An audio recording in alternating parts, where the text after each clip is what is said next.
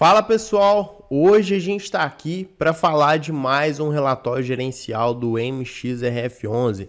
Esse fundo que é muito querido pelos investidores, mas está reduzindo drasticamente o pagamento dos seus dividendos. Nesse mês foi anunciado 8 centavos por cota. Muita gente está preocupado, pessoal, é o menor pagamento desde o mês de novembro de 2021. Vamos entender o que está acontecendo. Antes, se você puder dar aquele apoio para a gente, curtindo, se inscrevendo aqui no canal, ativando as notificações também. Isso tudo ajuda demais o nosso trabalho e a continuar trazendo conteúdo como esse para vocês.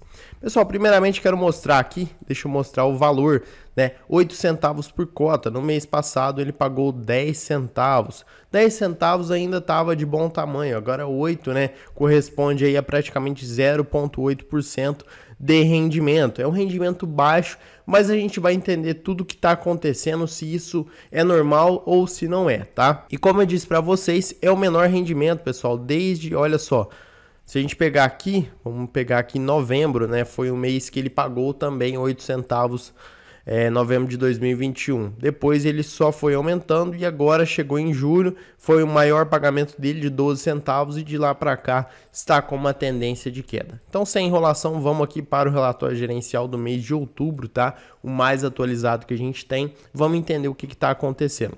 Pessoal, lembrando que eu sempre trago aqui o principal do relatório, tá? O relatório tem 24 páginas, então eu trago as partes principais para a gente não ficar enrolando e o vídeo não ficar tão longo. E eu já dei uma lida geral nele aqui e eu vou ler o comentário do gestor. Aqui tem uma boa parte da explicação do que está acontecendo, por que o fundo está pagando 8 centavos, tá? Depois o resto, claro que a gente vai ler também, mas lá continua mais ou menos a mesma coisa, né? Não mudou tanto assim. O ponto principal está aqui. Então vamos lá. O IFIX fechou o mês levemente positivo com alta de 0,02. Praticamente não mudou nada. No cenário nacional, apesar da desaceleração dos últimos meses, a atividade doméstica continua a crescer. Por outro lado, o ritmo do comércio e da indústria desacelerou, destacando-se o fraco desenvolvimento dos setores mais sensíveis às condições de crédito. Como a gente está passando, né, pessoal, por incertezas aí políticas, econômicas e tudo mais, acaba que muitos setores são afetados, né, principalmente aqueles que precisam de crédito, né? Então isso é muito complicado. Ao mesmo tempo, o setor de serviços continua a ter um papel de destaque, liderado principalmente por categorias relacionadas à demanda doméstica, refletindo adicionalmente a normalização dos padrões de consumo após a reabertura da economia. Além disso, a taxa de desemprego permanece em queda, isso é bom, legal, embora a um ritmo mais moderado. No Brasil, o principal tema da semana foi a transição para um novo governo. Já ocorreram reuniões da equipe de transição com representantes do Congresso e com o relator do orçamento. Agora é o ponto principal que, na minha opinião, é o que mais está afetando. Foi anunciada a intenção de apresentar uma PEC, né, para elevar os gastos além do teto de gastos, ou seja, vai estourar o teto de gastos, né, se isso for aprovado, com a manutenção de maiores transferências do Auxílio Brasil e aumento dos investimentos públicos, o que tem trazido volatilidade ao mercado local diante da situação fiscal do país. Pessoal, aqui só vou parar de ler para explicar para vocês e dar a minha opinião, tá? É claro, se você estourar o teto de gastos, acaba que num primeiro momento talvez vai ser legal, talvez vai ser bom. Lá na frente essa conta chega, é a mesma coisa você, imagina o seguinte, você ganha um salário aí de 5 mil reais, seu cartão é de 10 mil, você vai usando ali o limite, você vai vivendo no limite, chega uma hora que você tem que pagar essa conta, tá? Então é só uma simples comparação, é claro, né? É muito mais complexo se você tratar a nível Brasil, mas é basicamente isso. Então vai gerando inflação, porque muitas vezes tem que imprimir dinheiro para poder suprir aquela necessidade, né? Aquele gasto a mais que teve. Então, isso acaba chegando e acaba impactando todos nós, né? Todos os brasileiros. Depois, lá na frente, você vai comprar ali um arroz, um feijão, um macarrão, qualquer coisa ali para você comer e vai estar muito caro. Então, essa conta vai chegar, infelizmente. Na minha opinião, essa não é uma boa ideia, tá? E independente de política, tá, pessoal? Eu só acho que não é uma boa ideia fazer isso. No cenário norte-americano, o Fed elevou as taxas de juros em 0,75 pontos percentuais pela quarta vez consecutiva. Com isso, a taxa chegou ao intervalo de 3,75% e 4%. Isso, pessoal, lá para os Estados Unidos é muita coisa, tá? Então, assim, inflação tá tendo, isso não é novidade, né, para todo mundo, em função da pandemia, mas você forçar igual estourar o teto de gastos, eu acho que vai piorar a situação, porque já tá difícil, vai piorar mais ainda. E aqui o resto eu acho que não tem muito o que falar, né? Tá falando do exterior, e o exterior aqui no caso não vai alterar tanto assim nesse primeiro momento aqui pra gente, tá? É claro que é importante você ler se você puder. Continuando, o fundo, né, cada vez mais está aumentando a base de cotistas. Isso é bom, isso é muito importante, mostra que o fundo está crescendo. No book de CRIs, o fundo está reciclando o portfólio, isso é normal, né? Ele fez algumas vendas e também fez algumas compras, né? Novos investimentos em CRIs. Então isso mostra, né, que o fundo está aumentando cada vez mais aí, reciclando melhor o seu portfólio. Os books de fundos imobiliários e de permutas não tiveram movimentações significativas dentro do mês. Vamos ver o que tem mais de importante aqui. Os rendimentos auferidos, segundo o regime de caixa, foram de 10 centavos por cota. Esse relatório, pessoal, funciona assim, ó.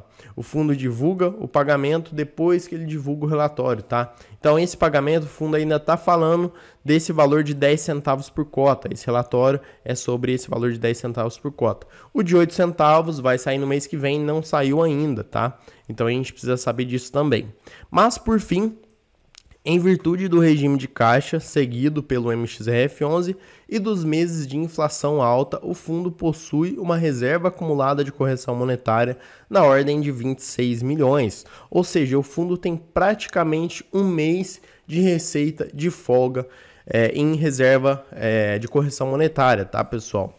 Então isso é bom, tá? O fundo ele é bem prudente, ele é bem tranquilo, porque o fundo ele vendo esse cenário aqui que a gente acabou de ver, né, em função desse possível estouro do teto de gastos, dessa transição de governo, enfim, de várias outras coisas que estão acontecendo não só no Brasil, mas no mundo todo, o fundo está sendo prudente, né? Ele reduz o pagamento de proventos para ele não chegar a ter que distribuir muito pouco para os seus cotistas. Então ele já reduz bastante o pagamento, porque se lá na frente tiver uma certa inadimplência por parte dos seus investimentos, tudo isso consegue ser controlado através dessa reserva que ele tem de 26 milhões, tá? Bom, aqui no mês de outubro, né, a receita ela aumentou, inclusive, em relação ao mês anterior, mas segue normal, tá, pessoal? A receita ela continua bastante estável, é bem tranquila em relação ao MXRF11.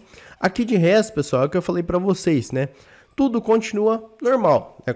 Tudo continua dentro dos padrões, claro que uma coisa muda, outra coisa muda também, mas normal, né? Não tem nada demais assim para a gente ficar se preocupando, rentabilidade, liquidez, tudo isso o fundo é muito bom, o portfólio do fundo continua praticamente a mesma coisa, né? 3/4 aí são CRIs, tem permuta financeira também, tem fundos imobiliários e tem um percentual aí pequeno de 3%. O investimentos que ele faz, né? Crédito corporativo, metade aí é crédito corporativo, comercial, residencial e caixa também. Então, assim, de modo geral, né, para adiantar para vocês, tá tudo ok, tá tudo dentro dos padrões.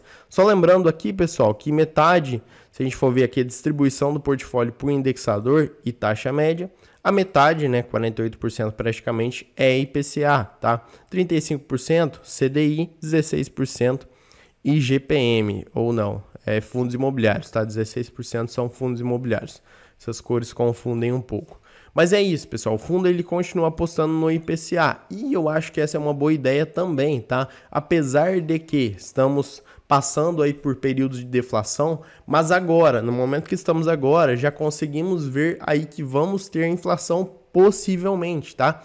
Mesmo que não passe essa PEC aí do teto de gastos e tudo mais, né? Esse governo geralmente ele tende a tomar algumas decisões que aumentam a inflação, tá, pessoal? Não tô aqui para tomar partido, mas é isso, né? Historicamente é isso, não tem como negar. Então, se vai aumentar a inflação, é mais interessante ter ativos atrelados à inflação, atrelados ao IPCA, tá?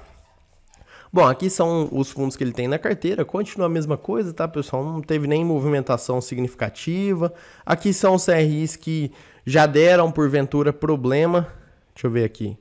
Ah, não, mentira. Esses aqui foram os adquiridos no mês de outubro, tá, pessoal? Então, aqui tem um detalhamento melhor.